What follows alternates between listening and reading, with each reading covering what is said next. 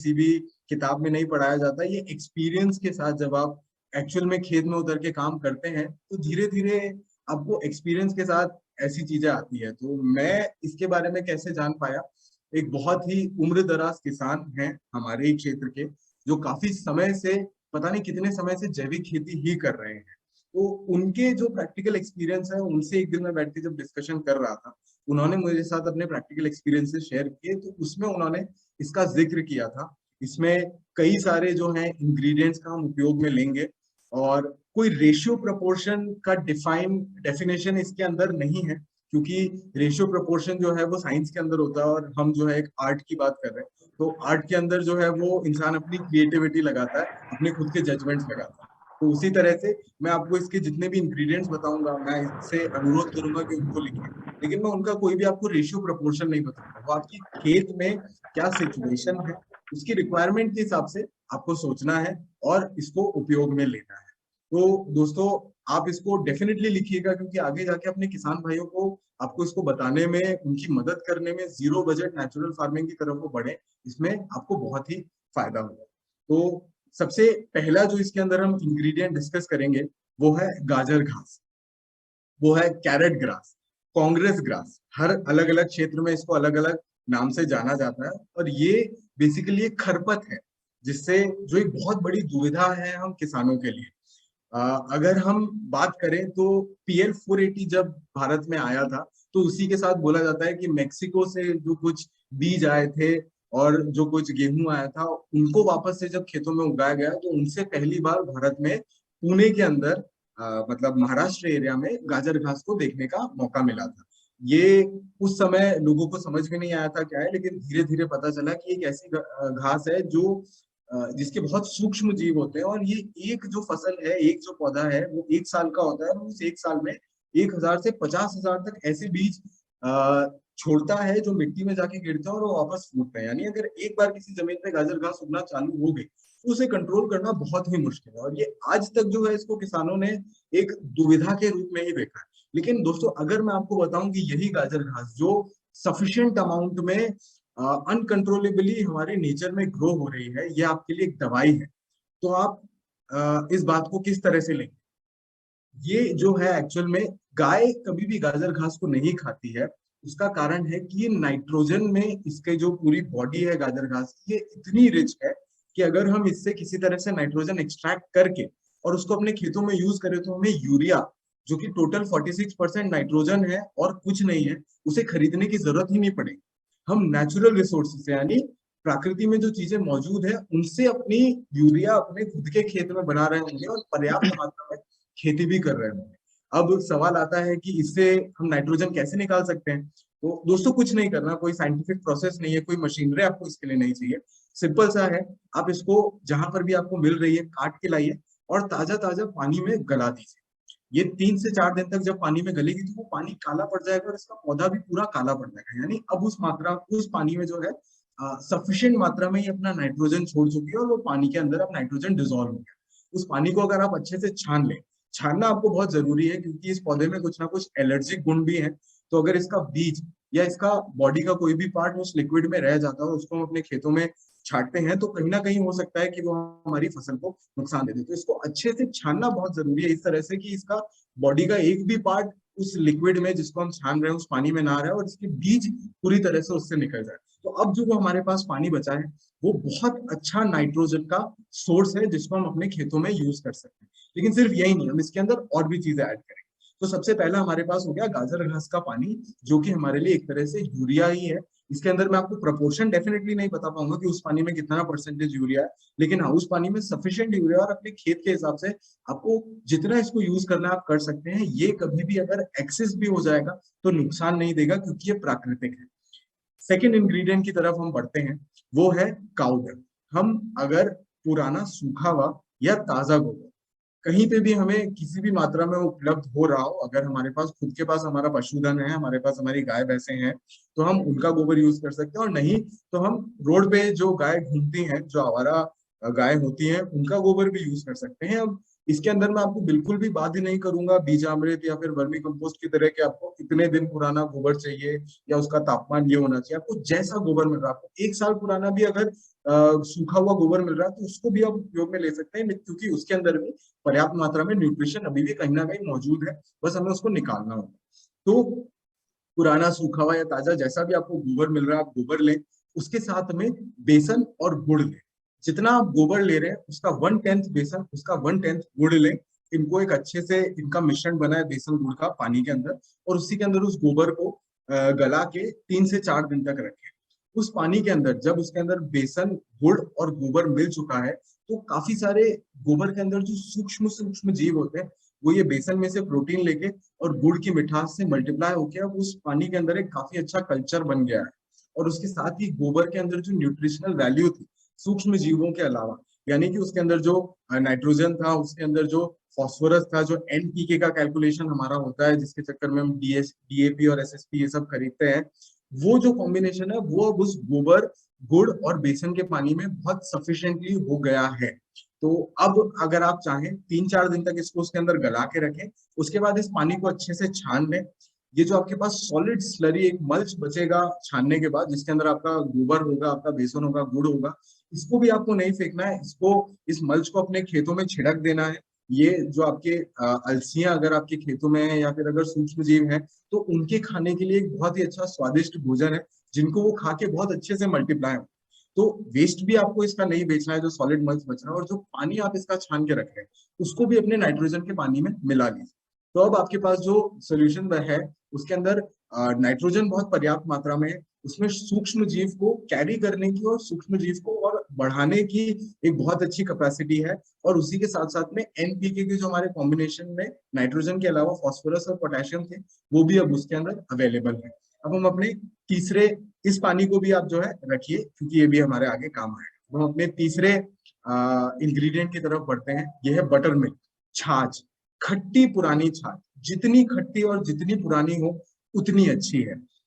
इसका क्या फायदा है? छाछ जो है बहुत अच्छे एंटी फंगल कैपेबिलिटीज अपने अंदर रखती है। अगर आपकी जड़ों में या आपके फसल के ऊपर किसी भी तरह से फंगस लग रहा है तो खट्टी पुरानी छाछ का उस पर छिड़काव करें आप, इसको काफी डाइल्यूट करके पानी में, तो वो बहुत ही अच्छा फायदा देती है। मिट्टी के अंदर जो जड़ों में फंगस लग जाती है उसको भी अच्छे से मिटाती है, और शुरुआत से अगर आप इसको यूटिलाइज करेंगे अपने बीज बोया उस समय से तो ये फंगस को पैदा ही नहीं होने देगी। तो खट्टी पुरानी छाछ भी बहुत अच्छा सोर्स है जिसको हम अपनी इस खाद के अंदर, इस पोषण में यूज करेंगे। अब आप मुझे बताइए कि अभी तक जो मैंने आपसे इंग्रेडिएंट्स डिस्कस किए, क्या इसको खरीदने में, इसके एक्विजिशन में आपका 1 भी रुपया खर्च हो रहा है? क्या गाजर घास काट के लाने में आपके पैसे लग रहे हैं?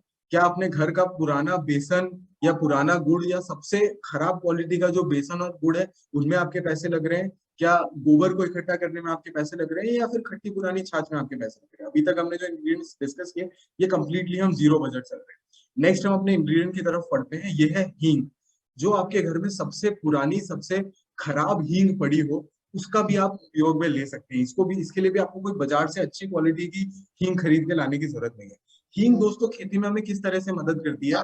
हींग एक बहुत ही स्ट्रॉन्ग फाउल स्मेल अपने अंदर रखती है। जब भी हम हींग का छौंका लगाते हैं तो पूरे घर में पता चल जाता है कि हाँ कुछ बन रहा है। तो महक है, ये ऐसी महक है जिससे हमारे खेतों में जो दीमक लग जाती है, जिसको हम टर्माइट बोलते हैं, जो उदाई हमारी मिट्टी में लग जाती है, और वो उदाई क्या करती है कि हमारी मिट्टी को इतना खोखला कर देती है कि वो मिट्टी किसी भी चीज के लिए उपयोग में नहीं बचती है। तो उस उदाई को भगाने के लिए हींग एक बहुत बढ़िया तरीका है। आप बाजार में जाएंगे तो आपको इसके लिए दवाइयां मिलती है, लेकिन उन दवाइयों का इतना गलत इम्पैक्ट हमारी मिट्टी के ऊपर रहता है कि अगर आपने एक बार टर्माइट रेजिस्टेंट दवाई मिट्टी में डाल दी है तो उसका काफी लंबे समय तक इम्पैक्ट रहता है, और उसका इम्पैक्ट हमें अपनी फसलों में साफ दिखता है। तो अगर हमें प्राकृतिक रूप से उसका इंतजाम करना है तो हींग उसका एक बहुत बढ़िया तरीका है। अब हींग को हम कैसे उपयोग में ले? हींग आप डायरेक्ट कभी भी खेत में मत छिड़किए, इसको भी आप पानी में गलाइए, इसका पानी बनाइए, इसको सॉल्युबलाइज कीजिए, और वो जो पानी है उसको आप अपने खेतों में अगर डालेंगे तो उसकी इतनी फाउल स्मेल होगी कि उस स्मेल से जो हींग जो दीमक है, जो टर्माइट है, वो और गहरी जाती जाएगी। वो जितनी गहरी जाएगी उतना ही वो हमारी फसल को कम नुकसान करेगी। जनरली देखा जाता है कि जो स्टार्टिंग की 12 इंच में जितनी दीमक होती है वही हमारे लिए नुकसानदायक होती है। उसके नीचे तो इतने सारे पोषक तत्व, इतने सारे सूक्ष्म जीव जो अच्छे हैं या बुरे हैं वो रहते ही हैं और उनसे हमें कोई फर्क नहीं पड़ता। तो हमें इस हींग का उपयोग करना है, इस हींग के सॉल्युबलाइज्ड वाटर का उपयोग करना है, उसको नीचे जो दीमक है, जो उदय है, टर्माइट है, उसको मिट्टी में नीचे बिठाने के लिए। तो हम हींग का भी पानी बना लें और ये भी हमारा एक इंग्रेडिएंट है, ये भी जीरो बजट है। नेक्स्ट हम इंग्रेडिएंट पे जिस पे चल रहे हैं वो है पुरानी तीखे स्वाद वाली सब्जियां, जिनकी अगर हम जिनका पेस्ट बना के या जिनका पानी बना के उसको सड़ाएं तो उसमें से गंदी स्मेल निकले। इसका कारण क्या है दोस्तों? इसमें क्या क्या सब्जियां यूज कर सकते हैं इनको मैं आपको अभी बताऊंगा, पहले मैं इसको कारण बताऊं। हम दोस्तों क्या होता है कि जब भी हमारे खेत में कोई कीड़ा लग जाता है, हमारी फसल के ऊपर मोइले आने लगते हैं या कोई भी लठ चढ़ जाती है, कीड़ा लगता है, तो हम उसके लिए दवाई लाते हैं। वो दवाई क्या करती है, जब हम उसका छिड़काव करते हैं चाहे हमारी मिट्टी के ऊपर चाहे हमारी फसल के ऊपर, तो वो जो कीड़ा है उसको भी मार देती है और उसके साथ साथ में वो हमारे फसल पे रह जाती है, जो हमारे फ्रूट्स निकल रहे होते हैं, जो हमारा उपज है उसके ऊपर भी आती है और उसके साथ साथ उसका एक रेजिड्यू लेवल उस पौधे में, उस फसल में रह जाता है, जो हम तक फ्रूट्स के रूप में हमारे खाने के प्रोसेस में पहुंचता है। जैविक खेती में on the other hand, natural खेती में हम बिलीव करते हैं कि हमें मारना किसी को नहीं है, उसके साथ साथ में हमें अपनी दिक्कतों को खत्म करना है। मतलब हम ये मान के चलते हैं प्राकृतिक खेती में कि प्रकृति के अंदर जो भी जीव जीवाणु पदार्थ उपलब्ध है उनमें से हमें किसी को भी मारना नहीं है। तो वहीं पे जरूरत आती है इनकी, ये जो तीखे स्वाद वाली सब्जियां होती हैं, इनको अगर हम उपयोग में लें, इनको हमारे पास पुरानी मिर्चियां पड़ी हो, सूखी हो, खराब हो, गीली हो गई हो, गल गई हो, उससे कोई फर्क नहीं पड़ता। पुराना अदरक पड़ा हुआ हो जो काफी ज्यादा सूख गया है या फिर पानी लगने के कारण जो गल गया है, हम उसको उपयोग में ले। पुराना सूखा लहसुन पड़ा हो जो बारीक हो गया, उसका कोई उपयोग नहीं रह गया, 3-4 साल 5 साल पुराना है, या बाजार में हम मंडी में जाते हैं तो जो बिकने के बाद जो नीचे कचरा कचरा रह जाता है हम उसका भी उपयोग में ले सकते हैं। प्याज का हम जो पुराने सूखे प्याज होते हैं या जिनमें पानी लग जाता है वो सड़ जाते हैं नमी के कारण, उन प्याज का उपयोग में ले सकते हैं। और इन सबको अगर आपके घर में सिलबट्टा हो जो पहले चटनी बनाने के लिए उपयोग में लिया जाता था, तो उसमें आप इसको पीस लें। और अगर वो ना हो तो आप इसको मिक्सी में पीस के और इसको पानी में गला के, जो वो आपका पेस्ट बनेगा उसको पानी में गला के छोड़ दें। इसको हम कैसे उपयोग में लेंगे? उस पानी को अगर हम चाहें तो अगर सबसे पहले मैं आपको एक प्राकृतिक खेती का एक और तरीका बताना चाहूंगा कि हम प्राकृतिक खेती में बिलीव करते हैं एक सेइंग पे जो है, precaution is better than cure. हम कभी भी बीमारी आने का इंतजार नहीं करेंगे, हम उसके आने की पहले से प्लानिंग करके चलेंगे और हर वो पॉसिबल कोशिश करेंगे कि बीमारी हमारे पास आए ही नहीं। क्योंकि एक बार बीमारी अगर लग गई तो उसके बाद प्राकृतिक खेती में उसका कोई इलाज नहीं है। बहुत कम इलाज है जिनके ऊपर भी अभी रिसर्च एंड डेवलपमेंट चल रहा है। तो ये प्रिकॉशनरी मेजर्स है। तो आप जिस दिन से आपने बीज बोया है उस दिन से अगर ऐसे तीखे स्वाद वाली सब्जियों की आप चटनी बना के इनको पीस के इसको पानी में 3-4 दिन गला लेंगे और उस पानी को अच्छे से छान के अगर स्प्रे करेंगे तो उनकी एक इतनी फाउल स्मेल होगी, एक इतना तीखा स्वाद होगा कि मान लीजिए आपके खेत में सरसों खड़ी है और उस पर आपने छिड़क रखा है, जो पहला मोइला आके आपके सरसों के फसल में जो पत्ता खाएगा ना वो वापस मुड़ के जाएगा और सबको बताएगा कि भाई उस खेत में नहीं जाना है, क्योंकि उसमें इतनी तीखी जो है उन्होंने छिड़काव कर रखा है कि उनका सिस्टम मोइलों का खराब हो जाएगा और फिर स्मेल इतनी तेज होगी कि वो आपकी खेत की तरफ आना ही नहीं चाहेंगे। तो इस टाइप के प्रिकॉशनरी मेजर भी हम ले सकते हैं, लेकिन वो डे 1 से लेने होंगे। और हम जो भी खाद बना रहे हैं उसमें भी हम इसका कहीं ना कहीं उपयोग में लेंगे। तो इसका भी हम जो है चटनी पीस के और उसको पानी में 3-4 दिन सड़ा के और उस पानी को भी अपने पास रख लें। फिर जो नेक्स्ट हम इंग्रेडिएंट पे जा रहे हैं वो है धतूरा। धतूरा या इसके अलावा और भी कई सारे पदार्थ हैं जिनको, जो पेड़ हैं ऐसे जिनमें कहीं ना कहीं नशा है और उनको जो है गाय नहीं खाती है बिल्कुल भी। हमें एक बहुत इंपॉर्टेंट चीज कंसिडर करके चलनी है कि जिन चीजों को गाय नहीं खाती है उनमें नाइट्रोजन की मात्रा जो है वो इनहेरेंटली ज्यादा होती है। तो हम हर पौधे को यूज कर सकते हैं जिसको गाय नहीं खाती। धतूरा ऑन द अदर हैंड, इसकी क्या अहमियत है? इसको जब हम पीस लेंगे, इसकी चटनी बनाएंगे तो उसकी एक इतनी, वही वाला पॉइंट आ जाता है कि एक इतनी फाउल स्मेल होगी कि कुछ जो जीवाणु है, जो माइक्रोबैक्टीरियाज है, वो इससे, इस फाउल स्मेल से दूर भागेंगे और हमारे खेत की तरफ आएंगे ही नहीं। आपने ऑब्जर्व किया होगा कि धतूरे के शायद जहां पर भी पौधे होते हैं उन पे कभी कीड़े ही नहीं लगते। उसका कारण ये है कि उसकी एक इनहेरेंट ऐसी उसकी उसकी प्रॉपर्टीज हैं जिसकी वजह से जितने भी कीड़े हैं, जितने भी जीवाणु हैं जो हमें नुकसान करते हैं, जो मक्खी मच्छर है, वो सब इससे दूर भागते हैं। तो धतूरे का भी हम पेस्ट बना के उसको भी पानी के रूप में ले लेंगे, उसको पानी में गला के उस पानी को छान के इसका भी हम उपयोग में लेंगे। नेक्स्ट हमारा इंग्रेडिएंट है नीम। नीम दोस्तों एक ऐसी चीज है जो एंटी बैक्टीरियल है, जो एंटी फंगल है, जिसकी महक इतनी तेज होती है और इसका स्वाद इतना कड़वा होता है कि अगर इसका भी हम पेस्ट बना लें और उसको भी अपने खेतों में जो है डे 1 से जितनी बार आप पिलाई कर रहे हो उसके साथ अगर आप छोड़ें, तो ये किसी तरह के बैक्टीरियाज को जो आपके पौधों को नुकसान करते हैं आपके खेत में नहीं आने देंगे। किसी तरह के फंगल इन्फेक्शन को, अगर खट्टी चाश कहीं ना कहीं फेल हो गई तो नीम उसके अंदर हेल्प करेगा। और उसके साथ साथ में ये आपके पत्तों की जो आपकी फसल है उसकी इम्यूनिटी, आपकी मिट्टी की हेल्थ को इतना इम्प्रूव करेगा कि आपको हो सकता है कि कोई अगर बीमारी रसायनों की वजह से आपकी खेत की तरफ आ भी रही हो तो कहीं ना कहीं उसको भी ये रोकने में आपकी मदद कर दे। नीम की बहुत अच्छी प्रॉपर्टीज है, भले हम वो आयुर्वेद के अंदर नीम का उपयोग देख ले, चाहे हमारे पुराणों में नीम का उपयोग देख ले, तो नीम जो है एक बहुत ही अच्छा पौधा है। इसकी हम पत्तियों की या फिर इसकी जो टहनियां हैं जो फ्रेश आती हैं, जो पुरानी भी भले इसकी टहनियां हैं, और साथ में इसकी जो निम्बोली, इसका जो फल होता है, उन सबको अगर पीस के उसका लिक्विड बना लें और इस लिक्विड को पानी में मिक्स कर लें, हम जो भी इतने चीजों का हमने जो पानी जोड़ा है इसको अगर मिक्स कर लें और इसको भी अपने खेतों में छोड़ें, तो ये बहुत फायदेमंद दवाई भी आप इसको बोल सकते हैं और ये शायद पोषण भी हमारे सिस्टम का बढ़ाएगा। साथ ही हम नीम का एक और तरह से उपयोग भी कर सकते हैं, हम इसके पत्तों को तोड़ के और पानी में गला सकते हैं। तो इसके पत्तों में जितनी भी क्वालिटीज है, जो प्रॉपर्टीज है, वो सब वो पानी सोख लेगा, वो सॉल्युबलाइज हो जाएंगे और उस पानी को भी हम हर पिलाई के साथ में अपने खेत में छोड़ सकते हैं। तो कहीं ना कहीं वो हमें जो है फायदा ही देगा। और इनके अलावा जो दो सबसे जरूरी इंग्रेडिएंट्स हमारे इस पोषण में लगेंगे वो है आपका समय और आपकी मेहनत। बहुत आसान है दोस्तों, बाइक उठा के जाना और 450 रुपए का एक यूरिया का कट्टा खरीद के लाना और उसको अपने खेत में 2 घंटे में छिड़क के और फ्री हो जाना कि हाँ भाई हम किसान हैं, हमने खेती करनी। लेकिन अगर आप ये दवाई बनाने जाते हैं, अभी तक मैंने आपसे जितने जीरो बजट इंग्रेडिएंट्स को डिस्कस किया है, इनको अगर आप उपयोग में लेते हैं तो आपको अपना बहुत समय देना होगा और आपको बहुत मेहनत भी करनी होगी और उसका जो फल आएगा उसमें भी आपको बहुत मजा आएगा। तो अभी तक हमने जितने पानियों के बारे में डिस्कस किया, हमने गाजर घास के पानी में के बारे में डिस्कस किया, हमने गुड़ गोबर बेसन के पानी के बारे में डिस्कस किया, उसके बाद हमने खट्टी छाछ को लिक्विफाई करके उसको और डाइल्यूट करके उसके पानी के बारे में डिस्कस किया, उसके बाद हमने हींग के पानी के बारे में डिस्कस किया, उसके बाद हमने तीखी सब्जियों को उनकी चटनी बना के और उसके पानी में मिक्स करके सड़ा के उस पानी के बारे में डिस्कस किया, उसके बाद हमने धतूरे की चटनी बना के उसके पानी के बारे में डिस्कस किया, उसके बाद हमने नीम के पानी के बारे में डिस्कस किया। अगर इन सभी पानियों को अपनी अपनी रिक्वायरमेंट के हिसाब से, अगर आपको लगता है कि आपके खेत में टर्माइट की प्रॉब्लम ज्यादा है तो आप उसके अंदर हींग का पानी जो है उसकी क्वांटिटी बढ़ा लीजिए। अगर आपको अपने खेत में लगता है कि फंगल इन्फेक्शन की वजह से या फंगस की वजह से हमारे खेत में जो है फसल को नुकसान हो रहा है तो आप वो बढ़ा लीजिए।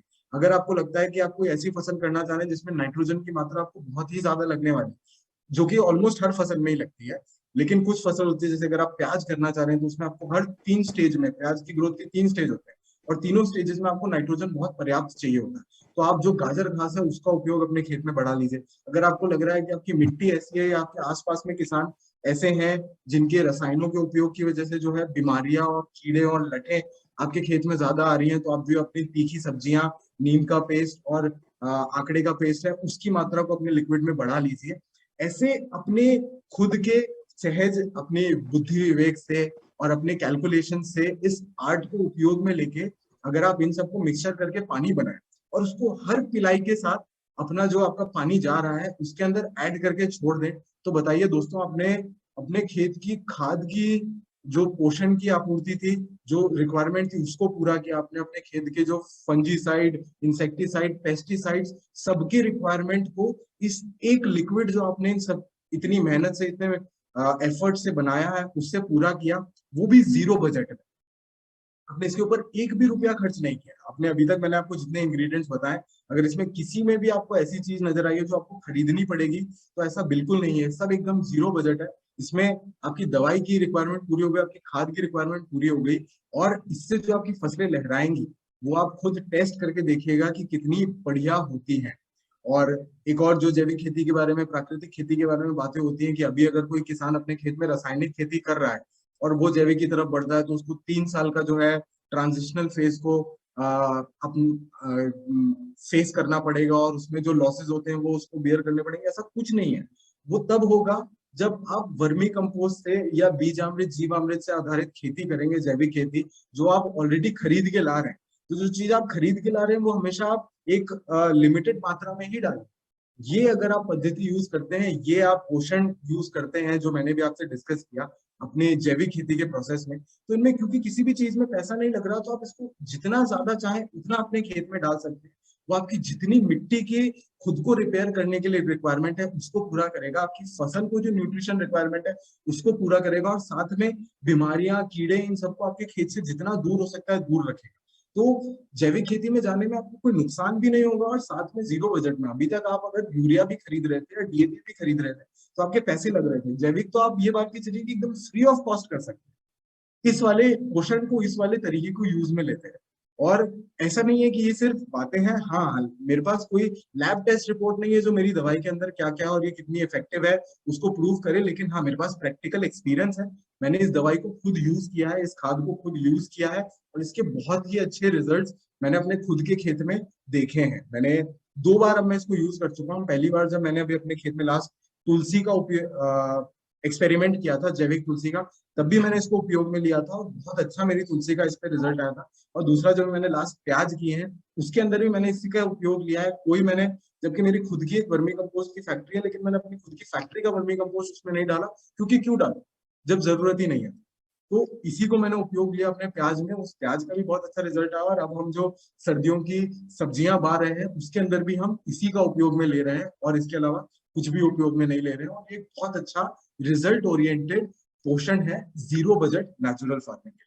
तो मैं आशा करता हूं कि आपने ये सारे पॉइंट्स जो मैंने बताए इनको कहीं ना कहीं लिखा होगा, और ज्यादा से ज्यादा आप अपने आपके क्षेत्र के जो किसान हैं जो कहीं ना कहीं जैविक से जुड़ना चाहते हैं लेकिन इस डर से नहीं जुड़ रहे कि जैविक करेंगे तो वर्मी कंपोस्ट भी खरीदना पड़ेगा, या वर्मी कंपोस्ट बनाने के लिए अलसियां खरीदनी पड़ेंगी, या फिर बीजामृत जीवामृत और वेस्ट डिकम्पोजर के कल्चर खरीदने पड़ेंगे, तो आप उनको इस दवाई के बारे में बताइए और इसके गुणों के बारे में बताइए कि कैसे वो जीरो बजट यानी बिना अपनी जेब का एक भी रुपया खर्च किए हुए अपनी खेत की सारी रिक्वायरमेंट्स को इससे उपयोग में ले सकते हैं। हाँ, अगर उनके पास पशुधन है तो ये दवाई और इफेक्टिव बनेगी, क्योंकि उनकी जो गाय है वो उनके आंखों के सामने उन्होंने जो चारा खिलाया उसी आधारित पे गोबर कर रही है। और पशुधन नहीं भी है तो इसके अंदर सिर्फ एक गोबर और गौमूत्र ही ऐसी चीज है जिसके लिए हमें कहीं ना कहीं बाहर डिपेंडेंट रहना होगा। बाकी सारी चीजें ऑलमोस्ट हमारे घर में अवेलेबल हैं, हमें मिल जाएगी। तो हमें इस देश की मिट्टी का क्योंकि वास्ता है, तो कहीं ना कहीं हमारी टीम को एकजुट होके और काम करना होगा इस चीज को, इस तरह की खेती पद्धति को मैक्सिमम किसानों तक पहुंचाने में, ताकि हम जैविक खेती की तरफ अच्छे से बढ़ पाए और किसानों को शायद कुछ पैसे का फायदा भी करवा पाए। तो अब मैं अपनी वाणी को जो है यहीं पे